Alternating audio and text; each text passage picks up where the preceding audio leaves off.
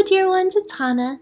So, this past week I had a chance to do another Beyond Quantum Healing swap session with a friend and fellow practitioner in Australia named Christina. And when I was in the session, in the bubble, um, I was a woman on a beach who was watching an island off in the distance, and the island became a starship and rose up out of the water. And as she was asking me questions about what was going on, I was tuning into the me on the beach and answering them, and also I could tune into the extraterrestrial star beings on the spaceship and answer from their perspective. And the two perspectives were so different. It was really amazing to get to feel and experience such a breadth of information from beyond the veil, if you will. So I wanted to share this snippet from my session that came after that. That was talking all about how what people on Earth right now, this is from their perspective, what people on Earth right now are in the process of doing, and how we're shedding the old layers of our story and history and karma, I guess, if you will, from ancestral stuff from this lifetime as well as other lifetimes we've lived. And then we need to reconnect with the deepest parts of ourselves from those other lifetimes, because we've been such a variety of amazing things and beings and learned so much. And we are in the process of being able to reclaim all of that information and then stand in our core truth in the fullness of who we are as souls, as beings. So I wanted to share that with you. I hope you enjoy it.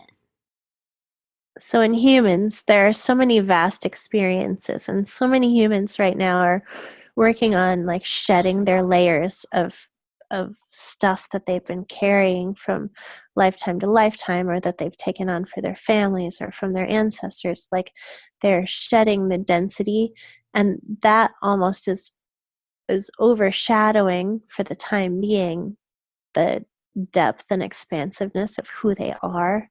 And it's like each one is a key, or the keystone. Like each human has this vast array of experiences and beings that they've been and places that they've been, and they need to each find um, the keys from those different significant facets of who they've been and the things that they've learned, to bring them all together into this now timeline, so that because it's like they're all coming into the now, so that this future uh, or ascension can move forward. But it's sort of like that timeline collapse that people speak of, Mm-hmm. where everything needs to come into the now. And in order for that to happen, you have to shed your gunk, and then you have to wake up to the fullness of who you are. You have to reclaim those facets. And as part of reclaiming them, it's like really stepping into the fullness of who you are without being bashful. And it's also reclaiming the wisdom and information that you have Mm. learned and been a part of. And it's like these different timelines, like Atlantis and Lemuria, and like all the different timelines, they're almost in pause in the ethers. It's something that they're telling me is explained better when you don't have a concept of time. Uh-huh. But that they're like in pause, waiting for people to come back and claim those facets, so that they can all be brought into the now by embodying the truths of those fully now. And then that is opening the gateway, in essence, for the full ascension into the higher realms and dimensions, once that is um, complete. And it doesn't require everyone doing it at the same time. It's like this process happens fully for each person when they do this. because it's outside of time. It's like each person does it in their own way, yet it does require everyone to do it. But the information coming through is way beyond my comprehension. It doesn't limit what each individual can do or attain, but it's like each one is part of the whole, and the whole will rise together. Mm-hmm.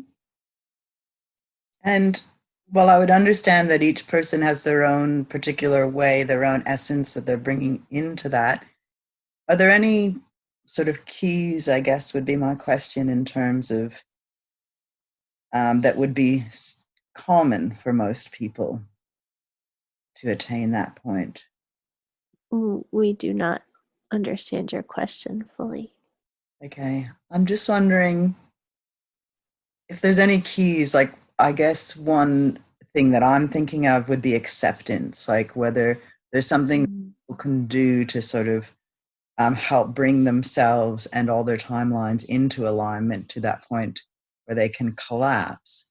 And my question would be, I guess, are there any sort of keys? Like, to me, I would see acceptance as being a big key in that. And I'm just curious about that. If you have any more clarity around that? So the first thing that comes through is fluidity, like, and willingness to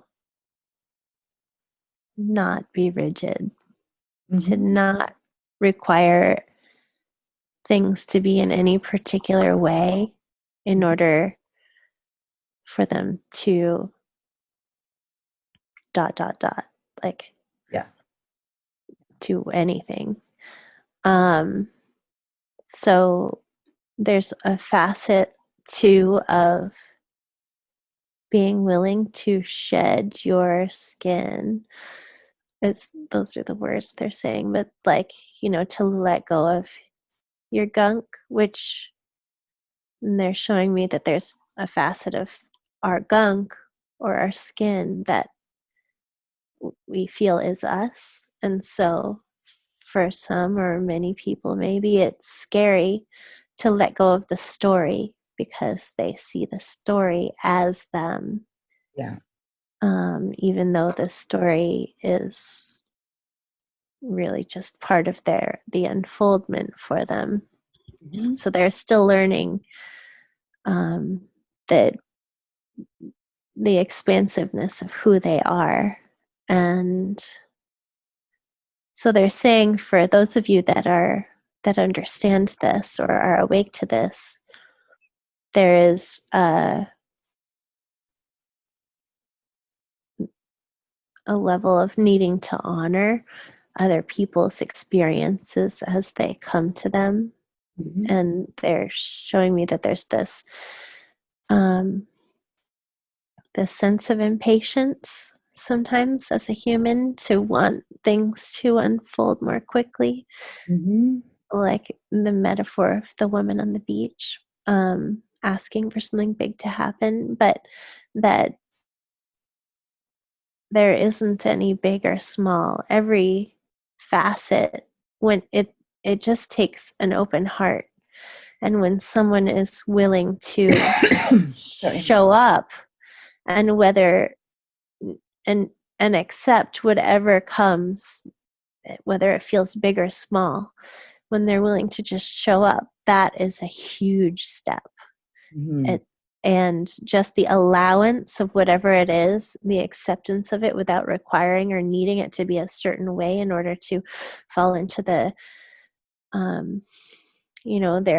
their explanation of like, well, that was significant, that really made a difference, just whatever it is, to that willingness to show up with an open mind and an open heart and allow whatever it is to be, without judgment, it seems to be key. And then it's the process of doing that over and over and over and over. And then the things that show up continue to evolve. And some of them to us with our judgment might seem really significant, and some might seem really insignificant, but it's just the collective of people being willing to show up and do that work and get through the discomfort and get through the judgment and just really be in that expanded and accepting way.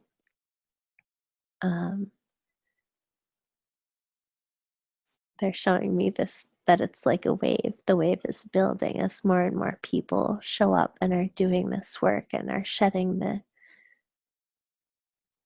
the old stories, and starting to really